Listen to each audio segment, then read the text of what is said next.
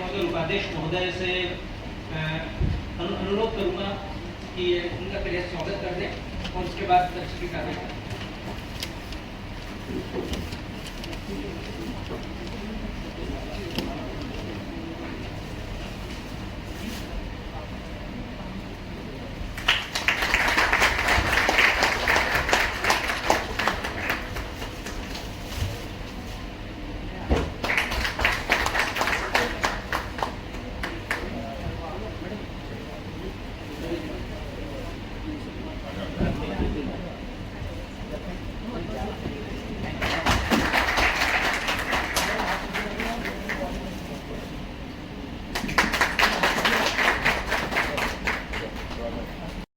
तरफ से उनका अपने परिषद में परिवार में बहुत बहुत स्वागत करती हूँ, वंदन करती हूँ, अभिनंदन करती हूँ। आज उनके साथ से मुझे और गर्व महसूस हो रहा है कि मेरे ऊपर और भी उनका हाथ है और आगे भी रहेगा और हम और अच्छा काम करेंगे। इसी के साथ वार्ड क्रमांक 16 के जो पार्षद थे और हमारे जिन्हें हम फूफा जी कहते थे, उनका स्वर्गवास हो गया है।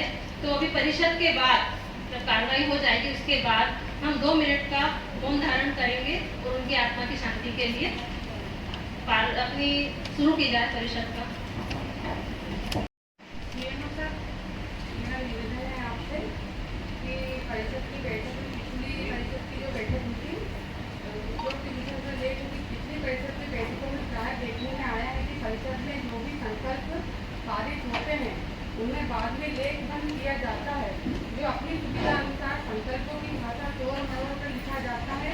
इससे पूर्व मेला हेतु ग्राउंड नीलामी की कोई कमेटी का गठन नहीं किया गया था, न ही कोई चर्चा हुई थी, परंतु संकल्प की प्रति प्राप्त करने पर ज्ञात हुआ कि प्रोसीडिंग में अपनी इच्छा से 3 पार्षदगण की समिति नामांकित कर दी गई। परिषद की उपस्थिति सदस्य स्वयं बताएं कि क्या ऐसा कोई निर्णय हुआ था? ऐसा ही अन्य संकल्पों की भाषा तोड़ मरोड़ कर विलेख बंद की जा रही है। इससे निर्णय लेने में पार्षदगण को भविष्य में कानूनी उलझनों का सामना करना पड़ सकता है। प्राय तकनीकी उलझनों का शिकार अन्य शहरों की परिषदों में पार्षद हुए हैं। अतः निवेदन है कि परिषद की बैठक में उपस्थिति में लेखबंद लिखा जाए।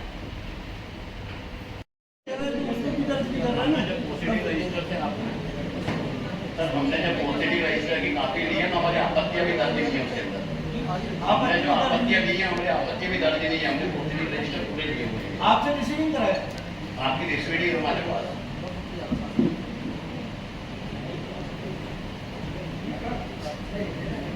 स्पष्ट कहा गया है कि जो है ना पॉजिटिव रजिस्टर जो है वो यही दिखाएगा, परिषद में ही लिखा था, बाहर का कोई काम नहीं होता है।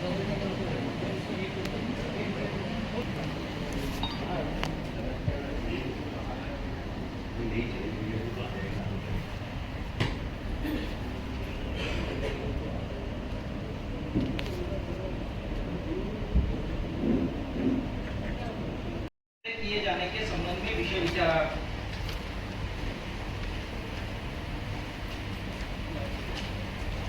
जैसे जी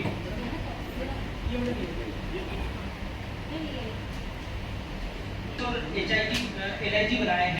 जैसे लोग 2 लाख रुपए जमा कर रहे हैं, 20,000 तो जैसे कि लॉटरी सिस्टम से करवाए थे, और जो 1,80,000 या तो कैश दें या फिर बैंकों के ऋण के माध्यम से, तो जैसे जैसे लोग आते जा रहे हैं उनको देते जा रहे हैं।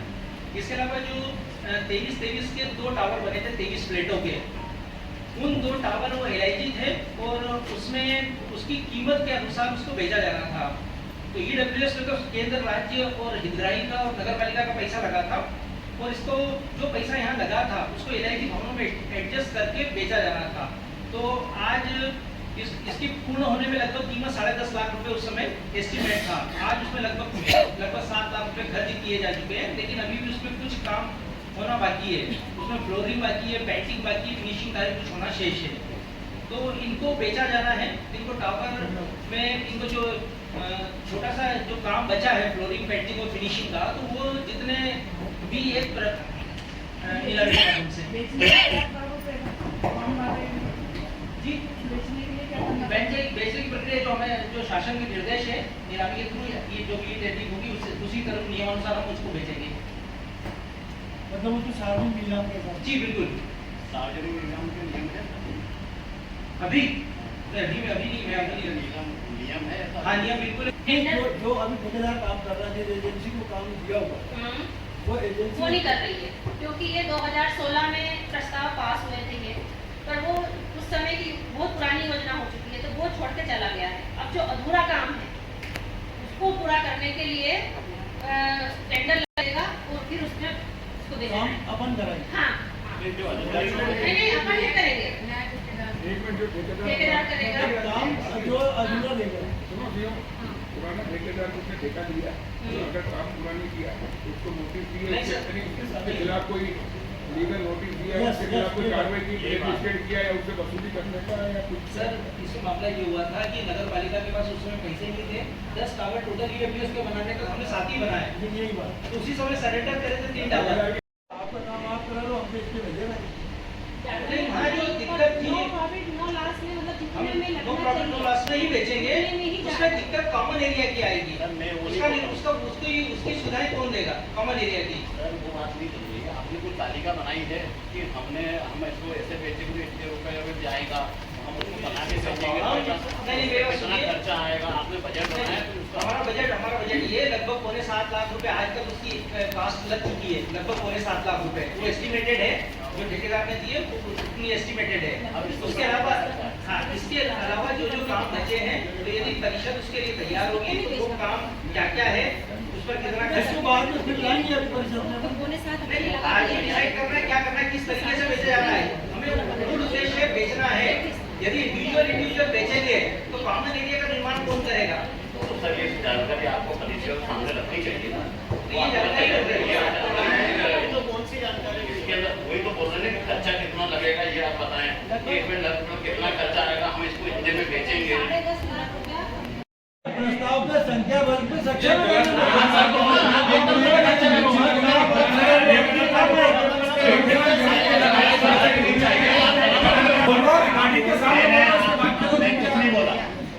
अगले विषय पे आते हैं।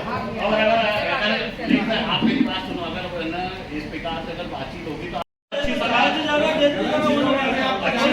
है, वो सलाह ही मांग रहा हूँ। चलो बात सुनने ये आप सब प्रस्ताव पास आपके सम्मान में माननीय सांसद जी के प्रतिनिधि के सम्मान में सब प्रस्ताव हमारी तरफ से पास। चलो और उसमें डालते ना हमारा ये सेकंड सब्जेक्ट के बाद से सेवा ये लोग है। हाँ, हमने बहिष्कार कर दिया। अगला नंबर तीसरा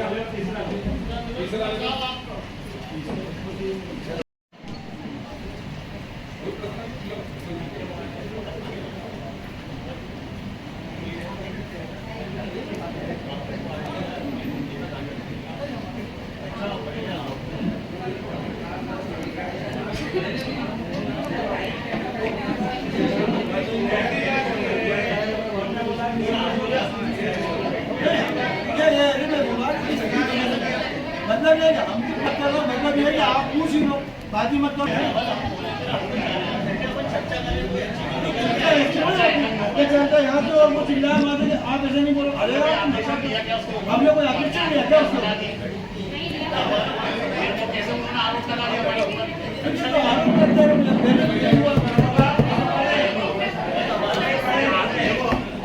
रिक्वेस्ट है आपसे, जो ये विवाद की स्थिति निर्मित है, अभी क्या होता है डायरेक्ट विवाद से हो जाता है, तो ना तो उनकी बात किसी को समझ में नहीं, इनकी बात समझ में आ रही। बातों में दम होना चाहिए ना, आवाज में दम नहीं होना चाहिए, आप अपने तत्वों में दम होना चाहिए। तो मेरी रिक्वेस्ट है अगला विषय ले लें। इसको थोड़ा सा मैं 2 मिनट को कन्विंस करना तो ले आता हूँ, अब आ जाते हैं ठीक है। फिर मुद्दा अधिकार जो डॉक्टर है ना, अपने आप बोलो, बिल्कुल कोई बुराई नहीं, सब सदस्य अपन बोल सकते हैं और आपस में, लेकिन आपस में एक दूसरे को नहीं इधर शब्द जो संवैधानिक नहीं है बोलना चाहिए। और वो अगर शूटिंग में रहती बातचीत ना ही जाता, रात दिन बात करते हैं, तो उसके लिए भी अपने को फेक व्यक्त करना चाहिए कि जो किसी को लगता है आप लोग कोई गलत नहीं बोला। और आज के बाद में एक परिवार के रूप में सब काम करेंगे और में जो DPR बनी थी वो सिर्फ 14,500 मीट्रिक टन कचरे की बनी थी, लेकिन वास्तविकता में लगभग 40,000 मीट्रिक टन से अधिक कचरा था, इसलिए वो आंशिक रूप से ही निष्पादन हो पाया। आज भी कचरे के बहुत बड़े ढेर वहाँ लगे हुए हैं, जिसके कारण कई प्रकार की समस्या उत्पन्न हो रही है, पर्यावरण प्रदूषण हो रहे हैं, इसके अलावा आसपास के लोगों को भी दिक्कत हो रही है, के रहवासी को दिक्कत हो रही है, लोग कचरे में आग भी लगा जाते हैं। तो इसके लिए जो ऐसा जितना भी आज की स्थिति में जितना कचरा पड़ा हुआ है उसके लिए वापस पुनः एक निविदा जारी की या ऑनलाइन विदेशी वेस्ट जो भी पड़ा हुआ है इसका पूर्णतः निष्पादन हो जाए, जिससे कि शहरवासियों को इस कचरे से निजात मिले। लगभग हमने जो पिछला टेंडर किया था वो लगभग 450 रुपये प्रति मीट्रिक टन का किया था, जिसमें 14,500 मीट्रिक टन कचरा निष्पादित हुआ है। तो लास्ट की कीमत ये 470 रुपये प्रति मीट्रिक टन की थी। वाचनालय उसके ऊपर हो जाए और जो पत्रकार बंधुओं के लिए भी व्यवस्था के लिए है वो एक की उसमें 3 व्यवस्थाएं हो जाए उतनी जगह में तो और ज्यादा अच्छा रहेगा, तीनों सुविधाएं एक साथ मिल जाए ऐसा हमारा।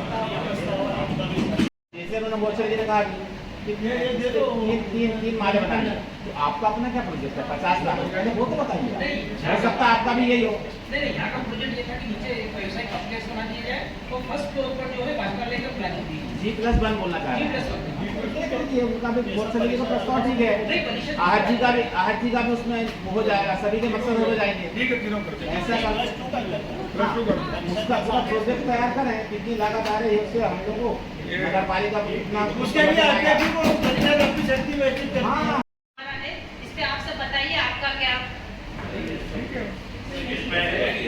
इसमें हमारा एक अभिमत है कि आप हमें पढ़ के सीओ साहब सुना दें तो उसको डिसमेंटल करके अपने नगर पालिका के कुछ काम में आ सकेगी वो जगह, और बेसिकली जर्जर हो चुकी है वो जगह, तो रहने लायक तो है नहीं, कुछ खाली भी है, जर्जर भी है, पर लोग वहाँ रह रहे हैं तो किसी दिन कोई दुर्घटना भी हो सकती है। तो आप सभी की सहमति हो तो ये प्रस्ताव जो आपने प्रस्ताव क्रमांक 5 है जयप्रकाश नारायण वार्ड में स्थित क्षतिग्रस्त निराश्रित आवासों के संबंध में हमने एक अभिमत अपना रखाएगा। विषय है कि आज दिनांक 23/9/2024 को साधारण सम्मेलन के विषय क्रमांक 5 में जयप्रकाश नारायण वार्ड में वार्ड क्रमांक 1 में स्थित क्षतिग्रस्त निराश्रित आवासों के वैश्वीकरण के संबंध में प्रस्ताव लाया गया। पूर्व की परिषद में भी यह प्रस्ताव लाया गया था, जिस पर हमारे द्वारा कहा गया था कि जो निराश्रित व्यक्ति हैं वहाँ रह रहे हैं उन्हें हमेशा के लिए पट्टा प्रदान कर प्रधानमंत्री आवास योजना का लाभ दिया जाए, जिससे वे अपना मकान बना सके। किंतु आपके द्वारा वो हमारे प्रस्ताव को अस्वीकार कर परिषद में भाजपा पार्षदों के द्वारा बहुमत से ये पारित किया गया था कि हम यहाँ पर बिल्डिंग बनाकर निराश्रितों को देंगे। इस विषय पर हम हस्ताक्षर पार्षद निम्नलिखित बिंदुओं पर अपनी आपत्ति अभिमत प्रस्तुत करते हैं। जो निराश्रित व्यक्ति हैं वहाँ रह रहे हैं उन्हें हमेशा के लिए पट्टा प्रदान कर प्रधानमंत्री आवास योजना का लाभ दिया जाए, जिससे वे अपना मकान बना सके। उपयुक्त बिल्डिंग में पूर्व से निवासरत निराश्रितों को वर्तमान में सर्वे के माध्यम से नए पात्र निराश्रितों एवं असहाय लोगों को मकान उपलब्ध कराया जाए। नगर में निराश्रितों के हित में बिल्डिंग बनाकर उन्हें पद्धत की जाती है, तो इसमें हम सभी हस्ताक्षरकर्ता पार्षदों की पूर्ण सहमति है। इसके अतिरिक्त नप्पा द्वारा अन्य कोई प्रोजेक्ट अथवा योजना लाई जाती है तो उसमें हमारी घोर आपत्ति है। अतः इस आपत्ति अभिमत को परिषद के समक्ष रखकर पारदर्शी व जनहितैषी प्रक्रिया का पालन करते हुए प्रस्ताव पर विचार किया जाए। अभिमत दर्ज कर कृपया तोषणी रजिस्टर में दर्ज पारित हो। एक प्रस्ताव में जीवित रहते, दूसरा प्रस्ताव मान्य नहीं है। अपन उस संबंध में पार्षद जी आपने जानकारी दी है, उस संबंध में अपन उसकी जांच कर लेते हैं। यदि आपकी तो बात इसको अपन अगली बैठक पर आप सुनिए तो 2 मिनट मेरा आपसे निवेदन है कि अपन उस संबंध में आवेदन अपन अवैधानिक रूप से कोई कार्य नहीं करेंगे। भले अपने मन से अपन अवैधानिक रूप से कुछ नहीं करेंगे। अपन इस प्रस्ताव के संबंध में मेरा भाई आपके अलावा सभी पार्षदों से निवेदन है कि ये बहुत जरूरी है। यदि अपन इस व्यवस्था को ज़्यादा दिन तक टालते हैं तो मेरी जानकारी में आया है कि वहाँ एक और अतिक्रमण स्थायी रूप से निर्माण होना शुरू हो रहा है और उसकी जालियाँ भी जर्जर अवस्था में है। वहाँ अतिक्रमण हो चुका है, रेत मिट्टी की ट्रालियाँ पड़ी रहती हैं वो तो नगर पालिका हटा सकती है। अपन कुछ समस्या के प्रस्ताव नहीं कर सकते। ठीक है ना, आपका जो बाहर का सेक्शन है इसकी वैधानिकता की जांच करते ही आगे बढ़ेंगे। अपन कोई भी एक माँ के लिए बेटा बहुत जरूरी होता है और सबके बेटे हैं जहाँ। मैं भी बोल रही, बहुत कुछ हुआ जो कुछ नहीं होना था। मैं तो आज बोल रही ना कि जो नहीं करना था वो कुछ करा है। इसके लिए मैं आज ये चीज लेके बैठी हूँ और आज मैं सब चीज छोड़ के आई हूँ। और मेरे को ये आवेदन चाहिए कि दिल्ली भास्कर वालों ने आपको आवेदन दिया तो मैं कुछ चीज की जानकारी चाहिए। और आज आपको फाइन पूरी डिटेल दे देंगे, कोई दिक्कत नहीं। देखिए ये चीज इसके लिए बहुत बड़ी बात हो चुकी है। कैसे लगा लिया ये भी तो आप सोचो ना, विचार आप करो ना। ठीक है, वो ग्राउंड पे लगे, ये ग्राउंड पे एक सवा महीने का अपने पास समय पड़ा था, क्योंकि अपन ने दिल्ली भास्कर वालों को मेरे साथ 1 महीने के लिए उनको दिया था अपन ने, तो उसमें तो अपने वाचा से हमने नहीं बदला था। ये इस सब्जेक्ट में का तो बहुत बाद में लगी। तारीख देखनी पड़ेगी ऑनलाइन उनका कब आवेदन करने की आया बात दिल्ली करें। भास्कर वालों का। ऑनलाइन करो नीलम जानकारी आने दो, हम क्लियर हमने करेंगे। हमने इस पे इसलिए मेरे पे कुछ मैंने सजेस्ट दिए, मैं उसको आपके सामने कौन से मैंने जो आप बोले ना ऑब्जेक्शन लिया, मेरे पास नहीं है, मैंने नहीं, इनके पास है मेरे हाँ पास बताइए ना, उसकी बुकिंग डेट निकल जाएगी। अभी इस पे अपन चर्चा कर लेते हैं आगे प्रस्ताव पे। ये ये एटीएम कहना ग्राउंड जिसमें ऑब्जेक्शन है इसमें कोई दिल्ली भास्कर नाम नहीं लिखा है, कोई व्यक्तिगत नाम नहीं लिखा है। मैं तो बस इतना चाह रही कि मुझे ये बताया कि उसका आवेदन कब आया था, तो परिसर में क्यों नहीं रखा, बस